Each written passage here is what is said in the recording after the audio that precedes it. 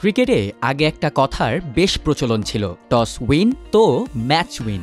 কাকতালীয়ভাবেই হোক কিংবা ভাগ্যের জোরেই হোক, পাড়ার ক্রিকেট থেকে শুরু করে আন্তর্জাতিক ক্রিকেটে কিন্তু হরহামেশাই এমনটা দেখা যেত।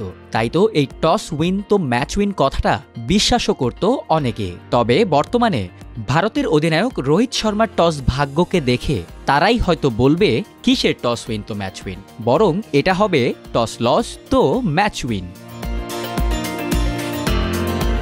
চ্যাম্পিয়ন্স ট্রফির ফাইনাল ম্যাচ শুরুর আগেই এক অদ্ভুত বিশ্ব রেকর্ড গড়ে মাঠে নামেন রোহিত শর্মা। চলতি আসরে ফাইনালের আগে 4 ম্যাচের 4টিতেই টস হারার পর ফাইনালেও টস হারেন ভারতের এই অধিনায়ক। এর ফলে ওয়ানডেতে টানা 12 ম্যাচে টস হেরে বিশ্ব রেকর্ড গড়েন রোহিত। এই টস হারাটা শুরু হয় গত 2023 ওয়ানডে বিশ্বকাপের ফাইনাল থেকে। তবে ওয়ানডেতে টানা 12 ম্যাচে টস হারা অধিনায়ক কিন্তু রোহিত একা নন। সবার আগে এটি গড়েছিলেন ওয়েস্ট ইন্ডিজের ব্রায়ান লারা। 1998 সালের 31 অক্টোবর থেকে 1999 সালের 21 মে পর্যন্ত টানা 12টি ম্যাচে টস হেরেছিলেন এই উইন্ডিজ কিংবদন্তি। 9 মার্চ চ্যাম্পিয়ন্স ট্রফির ফাইনালে টসে হেরে লারার সঙ্গেই এই বিশ্ব রেকর্ডে ভাগ বসান রোহিত।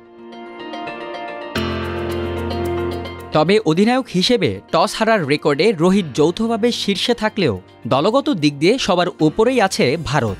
এ নিয়ে টানা 15 ওয়ানডেতে টস হেরে এককভাবে এই রেকর্ড দখল করে রাখে ভারত, যার মধ্যে টানা 12টিতে টস হারেন রোহিত আর 3টি হারেন কেএল রাহুল। রোহিতের অনুপস্থিতিতে 2023-এর ডিসেম্বরে দক্ষিণ আফ্রিকা সফরে গিয়ে সেখানে 3 ওয়ানডের 3টিতেই টসে হারেন কেএল রাহুল।